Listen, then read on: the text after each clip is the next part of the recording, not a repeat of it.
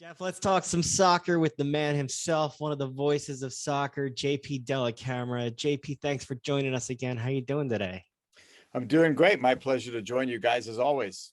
It is always a blast to talk to you. You know, when you come on, we try and figure out what angle we're going to go to. And, you know, there was a story about you in the Inquirer the other day with the union. I'm sure you don't really like the attention of that, but I didn't realize you were the only person to have ever called games on every major US broadcast network, including ESPN and Turner Sports.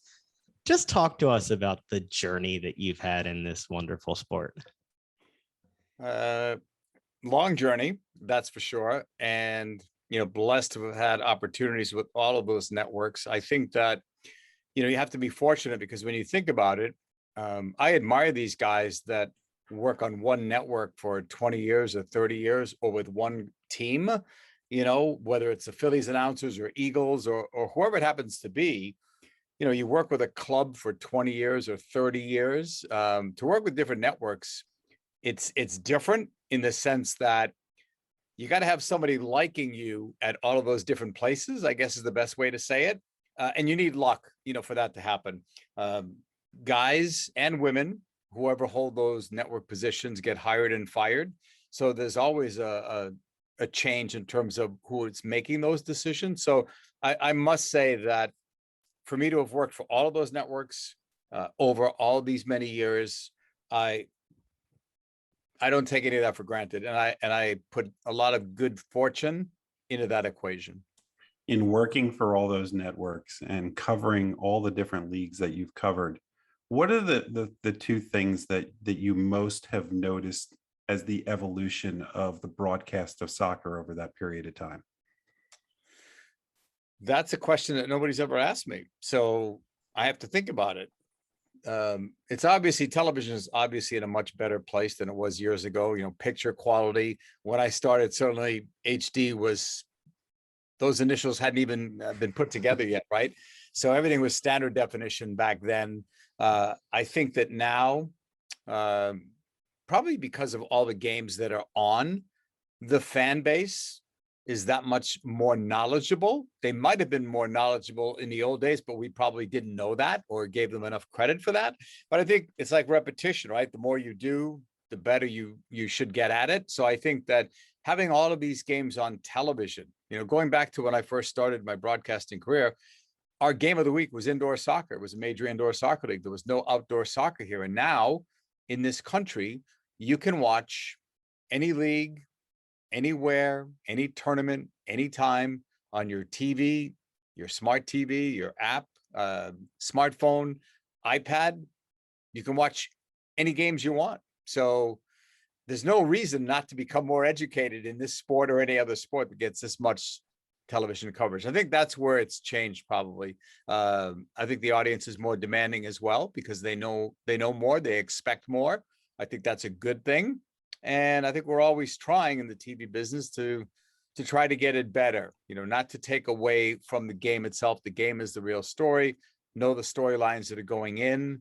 I mean, there's probably more meetings and more discussion these days than it was 30 years ago. You're arriving at games earlier, probably more prepared than you were. You definitely are more prepared because we didn't have internet back when I started. So, how did you get game notes? How did all that stuff come about? So definitely we are all more, I say we, all broadcasters are more prepared today than we were 20, 30 years ago.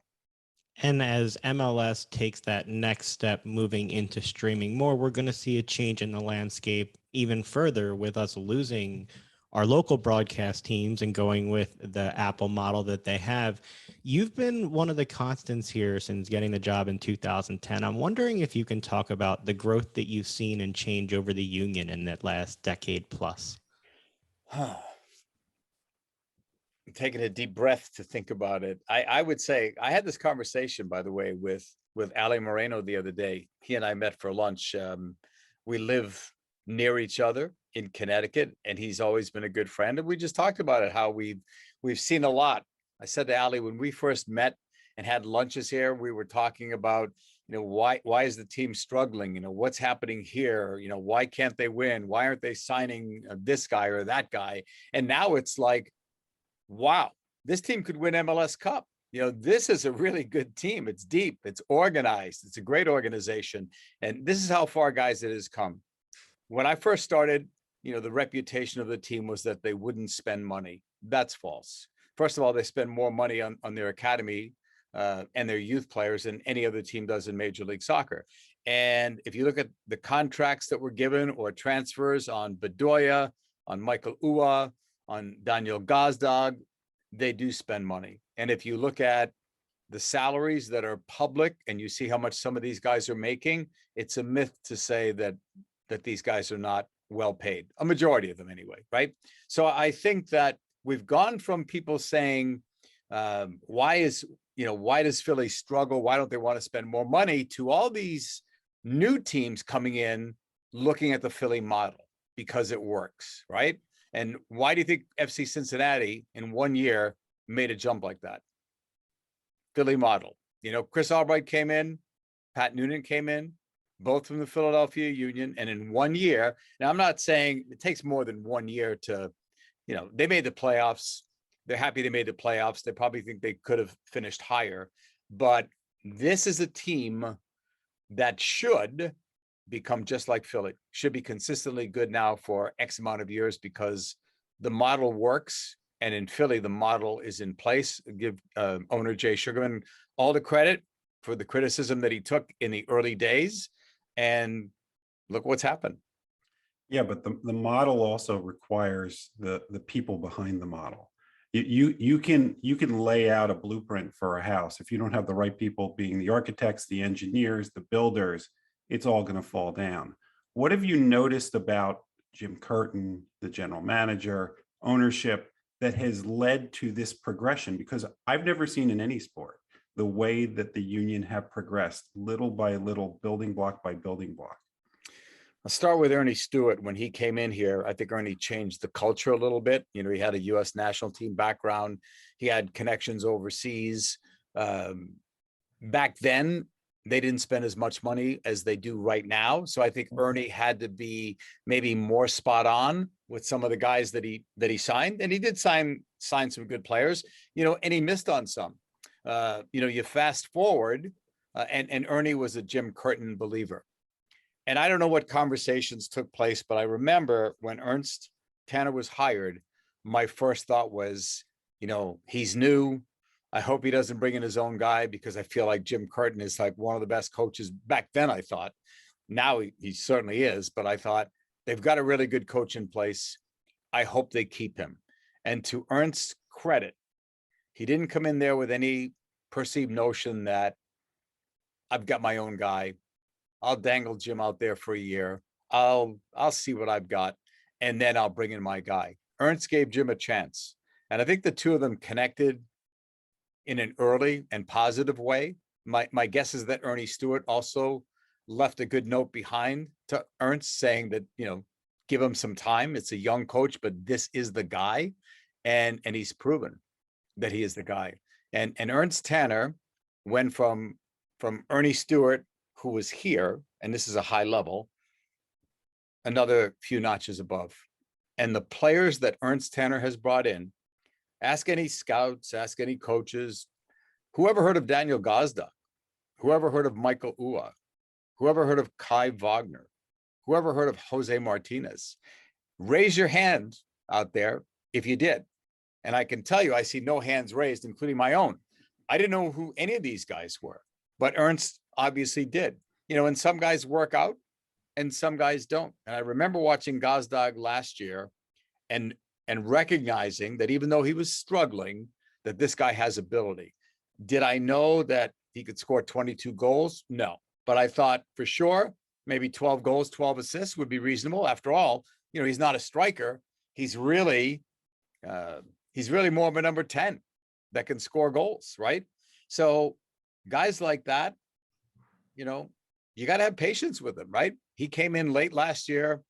There was an injury or two. He had national team commitments, didn't know the league, didn't know his teammates, didn't know the referees, didn't know the travel, didn't know anything. And now in 1 year, he's got the 22 goals, right? 7 of those were game winners. He was 7 for 7 on penalty kicks. Then you've got Michael Ua, again, slow start to this year. He ended up with 13 goals. I mean, sky's the limit for this guy. I'd be shocked if next year he doesn't get 20 or close to 20. And the same with Carranza. I mean, that's how well these guys have been going, but you've got to be able to see this talent. They took a chance on Carranza, right? I think Miami paid, I want to say $9 million for him, and he wasn't fitting in there. He comes to Philly. They end up buying him for, you could Google it, I think it was $1 million.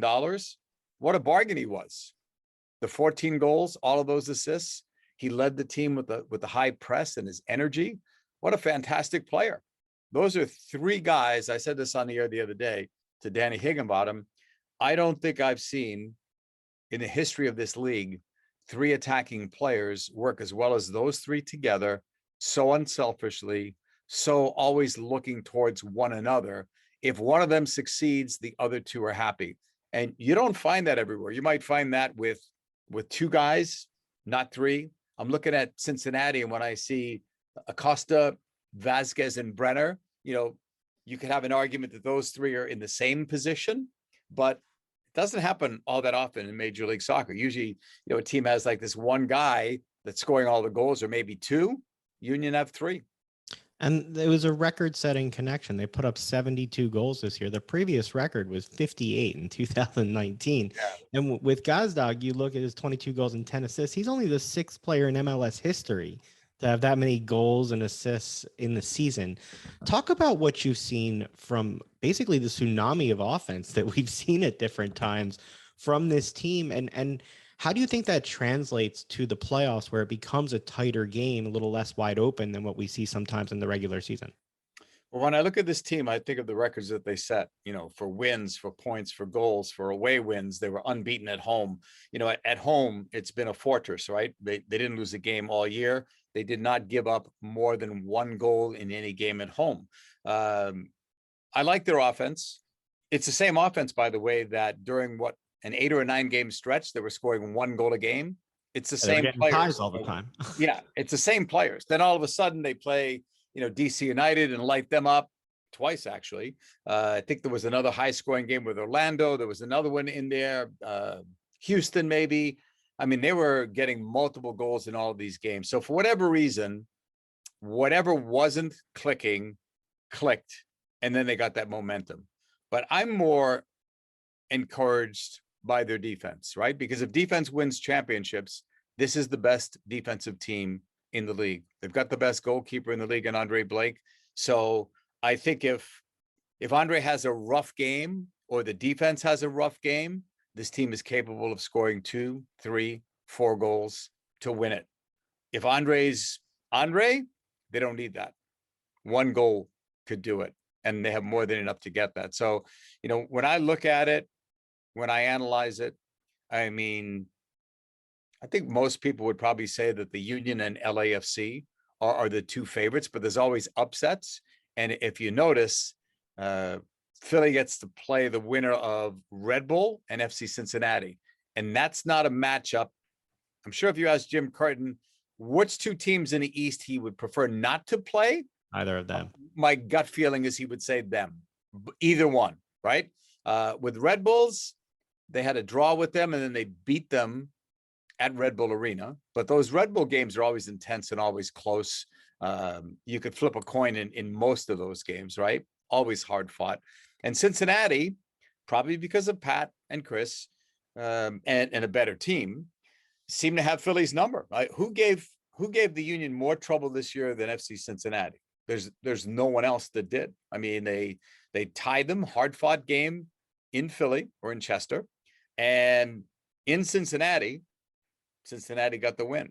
I still like the Union's chances against anybody because they've got home field advantage and they've got Andre Blake. And so that's my next question. Andre Blake. Andre Blake has been with this team for quite a while. He has been a standout for quite a while. How is Andre, not that I'm complaining, I don't want him going anywhere, but how is Andre Blake not made his way to Europe? Don't say that, Jeff. Yeah, you'd have to. Why'd you do that? You have to ask. Jeff's the guy that complains that people end up going to Europe and don't stay. Okay, and now he's ushering them out the door. He just seems like he's so good that he's excellent. I'll tell you what happened with Andre. You'd have to ask European scouts, because I could say the same thing to you. Why is Kai Wagner still here? He's the best left back in MLS. The price seems affordable.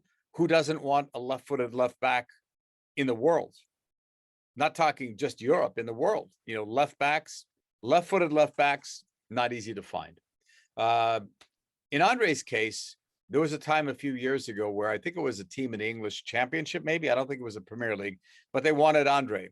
And the money that they offered was okay. But because Jamaica was so poorly ranked as a national federation, he couldn't get a work permit there. And so that's probably the only reason why he didn't go at that particular time. And even though goalkeepers get better with age, you know, when you get past the age of 30, first of all, I'm not sure how much Andre would want to go somewhere else at this point in his career. He seems happy and content in Philadelphia. So I think it would take quite an offer to get him over there. I don't know what the work permit is, because Jamaica hasn't really improved themselves over the years in terms of their national ranking. So I don't know how easy or difficult it would be for him to get a permit. But if all things were equal, he would be over there. So it's got nothing to do with, you know, with Andre himself. It's got nothing to do with the team not being willing to help him out. I'm sure they'd hate to see him go, but this organization has been very good with this kind of thing. If Andre went to them and said, hey, listen, I love it here, but I know the offer is not quite what you guys want, but I've given you 8 years, 9 years, 10 years here. Will you let me go? My gut tells me that they would try to accommodate him. Okay, well, But I right hope now, it doesn't happen. Hope it doesn't happen. And Thank I don't think it will. right, and right now we're blessed to have him. And more importantly, Jim Curtin's blessed to have him. How much easier does it make it on a coach like Jim Curtin to know that he's back there so that you can attack offensively and know if you make a mistake that he's back there? Well, it's not just big for Jim. It's big for the four guys in front of Andre, for Martinez in front of him. I think those guys have the confidence knowing that if there is a mistake, you've got Blake back there. I think if you're playing with, let's say it's a rookie goalkeeper or a goalkeeper that is in bad form or he's coming off of an injury, I think the normal player would be thinking, you know, I can't take this gamble. I can't go too far. I got to protect him. And maybe the coach is saying the same thing. So I think it's huge when you have a goalkeeper like Blake, who unquestionably is the best in this league. He should become the only player to win a third Golden Glove in MLS history. The first player to win 3 Golden Gloves. He's already won it twice. Some people say it should be an MVP. You know, leave that to others to decide. You've got the Goalkeeper of the Year award, and I think that's his. I mean, he led the league in goals against average, wins, shutouts. Among #1 goalkeepers, he had the best save percentage. And there were many a game. And when you think back to the games that I referenced before, where the team was only able to score 1 goal for 8 or 9 straight games, they couldn't get a second goal. They weren't losing those games. Remember, they were winning a couple maybe and getting draws. That was Andre. That was all Andre. And look, he started all 34 games this season with 3 players, with Daniel Gazdag and Jacob Glasness. That for the consistency on defense, to have those guys out there, clearly huge. We'll close on the Union in one sec. I did want to ask you, we are getting close to the World Cup for the men, the Women's World Cup coming up. You're going to be the lead announcer for the women. You're going to be on the call for the men. This will be your 10th Men's World Cup that you call. What should my concern level be as a fan about the men's and women's teams going into these tournaments the way they've played lately? Hey, the men are young, but they're the most talented group I've ever seen in my lifetime in terms of that much talent on one particular team. That doesn't tell you where they're going to go, right? Because you don't know how young players will react to the pressure of a World Cup. I've said this many times. In that group, they could win all 3 games and it would not shock me. And they could lose all 3 and it wouldn't shock me. I do believe they will advance out of that group. I do. And that first game is so vital. And obviously they have to play better, because I we're doing this on Zoom, so I can see you rolling your eyes when you were saying, how will the US men do? Because you're thinking back to Japan and Saudi Arabia's games. And I understand that, but he was trying out different players, whether you agree or disagree. That's not the team. That's not the performance that I expect to see in Qatar. And for the women, you're probably thinking about these last two games where, they've not lost 2 in a row since 2017. I mean, this is a team that really loses, rarely draws, and they've set the bar so high that the expectations are so high. But I think about that England game. England was the better team, no question. But that Yates report, when it came out, definitely took a toll on our women. I'm not using that as an excuse, because you still have to play the game, right? You still have to be focused when the whistle blows. But I think that hurt the team, that first game, not so much the second game, maybe, but that first game for sure. Missing Makari has been out for a while, so I won't use that, but missing Mallory Pugh and missing Alex Morgan, I think hurt them. I think when they have a full squad, I'm not worried about the US team at all. But I think anyone that looks at them, even when everybody's healthy, and says they'll have an easy time in Australia, New Zealand, you're lying to yourselves. Because if you think back to that last World Cup that they did win, those games were close. They didn't just, blow everyone over and romp easily. Those were close games. And if Alyssa Nair doesn't make that penalty kick save in the England semifinal game, they may not get to a final, right? Who knows? But I think there's a lot of good teams now on the women's side. And you saw one of them in England. How scary might Spain be if 15 of their regulars didn't play and they beat our team? Spain is a rising team. They need to sort out their federation problems. You've got Sweden, you've got Germany, you've got Brazil, you've got France. And I think right now, based on what I saw from England the other day, if you're asking for like 3 favorites for the next World Cup, they're one of them. 100%, they're one of them. You talked about this being the most talented US men's national team. Despite the talent, you need the chemistry. That's what we've seen with the union, is the chemistry in addition to the talent. Have you seen that this group of young men do have any chemistry that can lead to something special? I've seen the chemistry in some games. I've not seen them in all games. I've seen the chemistry when Greg Berhalter really has his team. I've seen that chemistry. When he's had, Musa missing, or McKennie missing, or Adams has been out, or Reina was out, then you see something different.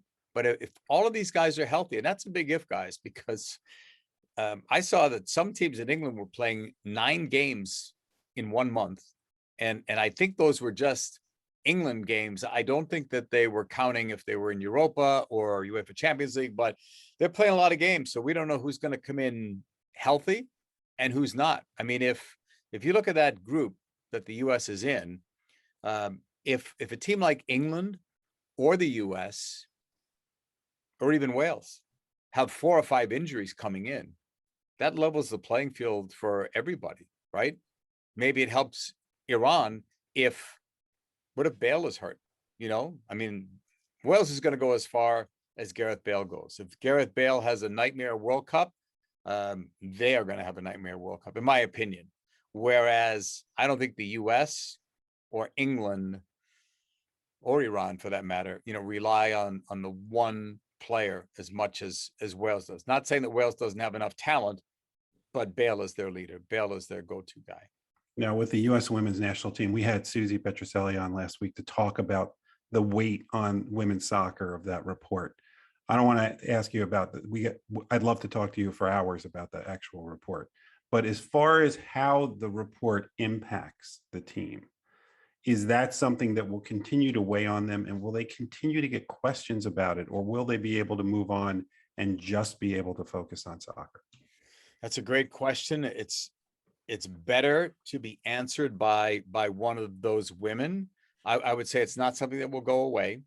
I read the other day where Cindy Parlow-Cohn, the president of US Soccer, said that since that report came out, there were 3 new incidents reported. She didn't say where they were. So I have no idea if it was professional, college, or youth, but 3 more incidents. There will be more, sadly, that will come up. There's another investigation that's out there. We don't know what that is going to entail, but Vlatko Andonovski, their head coach, said it in a good way the other day. He talked about some players, needing time off, some needing a hug, some wanting to go back out in the field and train or play in a game. Like, everyone was different. So it's not a one size fits all. And my gut, and again, I'm saying I'm not in their position, so I can only imagine the difficulty, but I would think if it's a player that was on Portland or a player that was on Chicago, they might have a different feeling than a player that was on a team that things were handled well, because it's different. If you're a person that has suffered that abuse, or you've seen it, or that your owner or your coach or your manager is responsible for that, you're certainly going to think differently than a player that hasn't seen any of this stuff, has heard the stories and is horrified by the stories, but still hasn't seen that. It hasn't impacted that particular woman directly, but it's awful. It's sad. I hope it gets cleaned up sooner rather than later. And I think it should be zero tolerance. Anyone guilty of any of those charges should be out of the game. All right. Well, now I'm going to ask the broadcaster who's won the National Soccer Hall of Fame's Colin Jose Award for Lifetime Achievement. The big question, is this the union's year? Yes. Did you want one word answer, or you can give as long as answer as you want. If I'm wrong, can you edit this out? But No. by the time this airs, you won't know. Yeah, I'm on record For future episodes. We can. Yeah, no, I'm on record. I think, and I said this before, that it didn't even matter. I'm assuming LAFC is going to win the West, but that's only an assumption. Like I said, upsets happen along the way, and one could happen to the Union.